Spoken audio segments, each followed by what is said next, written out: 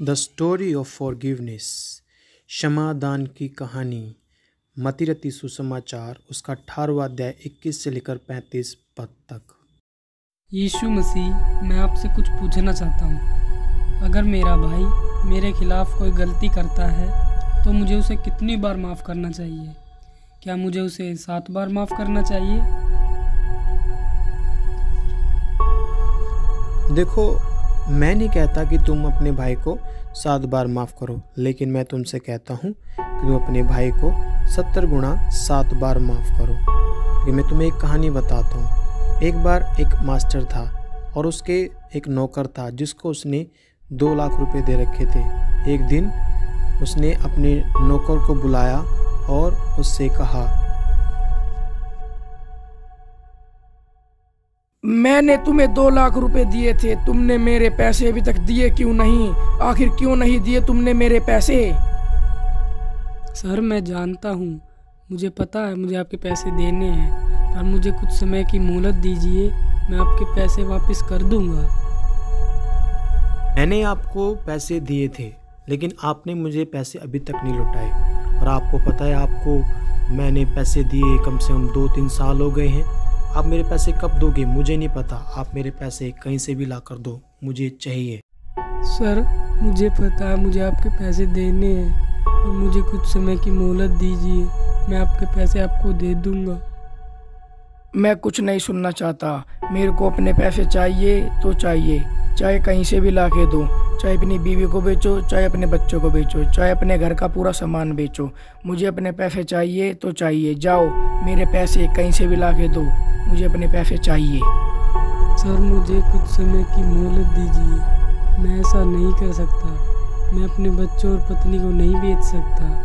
मुझे पता है मुझे आपके पैसे देने हैं, पर मैं अभी नहीं दे सकता। मुझे कुछ समय का मोहलत दीजिए, मैं आपके पैसे आपको दे दूंगा।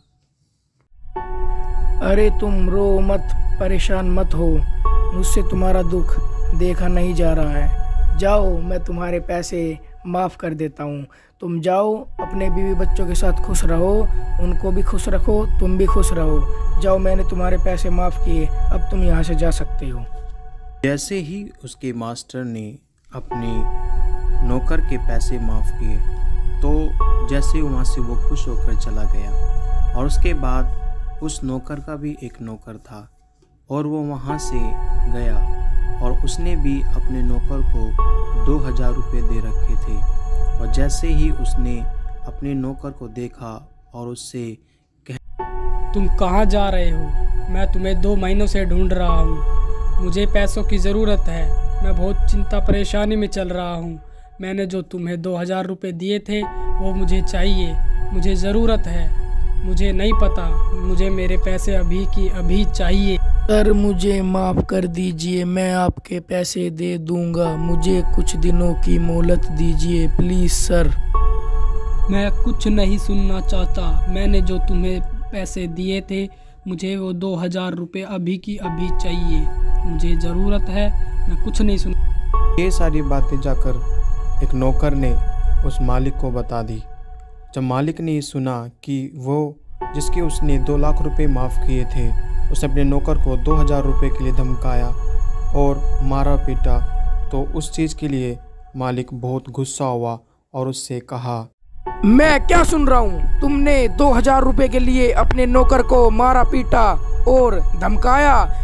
जो मैंने तुम्हें 2 लाख रुपए दिए थे, क्या मैंने तुम्हें माफ़ नहीं किया? तो तुम्हें भी अपने नौकर के 2000 रुपये माफ़ कर देने चाहिए थे। तो जाओ, मैं भी तुम्हें माफ़ नहीं करता। मालिक, मुझे माफ़ कर दीजिए, मैंने बहुत बड़ी गलती की है। मालिक, मुझे माफ़ कर दीजिए मालिक। इस कहानी का एक आत्मिक मतलब है जो यीशु मसीह पतरस को बताना चाहते थे। जो मालिक है वो परमेश्वर है, जो सर्वेंट है वो हम लोग हैं, और जो पैसे हैं वो हमारी गलतियां हैं। Moral of the story, forgiveness is the greater than revenge. क्षमा करना बदलने से बढ़कर है। जैसे मालिक ने अपने नौकर के पैसे क्षमा किए, लेकिन नौकर ने अपने नौकर के पैसे क्षमा नहीं किए और उसने उससे बदला लिया, उसे मारा, उसे धमकी दिया, वैसे मेरे प्रियो हम लोग भी दूसरों को क्षमा ना कर हम उससे बदला लेते हैं। हम उससे कहते हैं तुमने ऐसा किया है, मैं उस वक्त ऐसा करूँगा। लेकिन बाइबल बताती है कि हमें दूसरों को क्षमा करना है, ना कि उससे बदला लेना है। दूसरा topic, we should forgive the people who do wrong to us. हमें उन लोगों को क्षमा करना चाहिए जो हमारे खिलाफ़ गलती करते हैं। इससे बताना चाहते हैं, जैसे कई बार लोग हमारे खिलाफ़ में बहुत सारी गलतियां कर देते हैं और हम उन्हें माफ़ नहीं करते।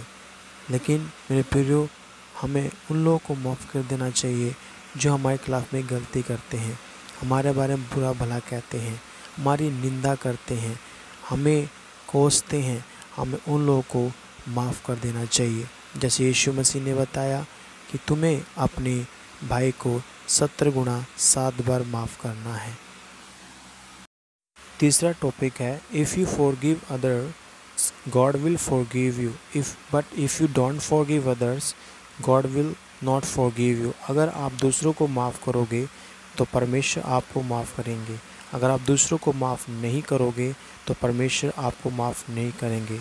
इस कहानी में बताना चाहते हैं, जैसे मालिक ने अपने नौकर को माफ़ किया, लेकिन नौकर ने अपने नौकर को माफ़ नहीं किया, तो बाद में मालिक ने भी उसको माफ़ नहीं किया। इसलिए अगर आप दूसरों को माफ़ करोगे तो परमेश्वर भी आपको माफ़ करेंगे।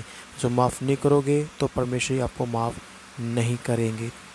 चौथा topic, God can forgive all our sins because He punished Jesus for our sins. If we believe in Him, we will be forgiven. परमेश्वर हमारे सारे पापों को क्षमा कर सकता है, क्योंकि यीशु जगत के पापों के लिए मारे गए और 3 दिन बाद ज़िंदा हुए। अगर हम उस पर विश्वास करते हैं तो हम माफ़ किए जाएंगे।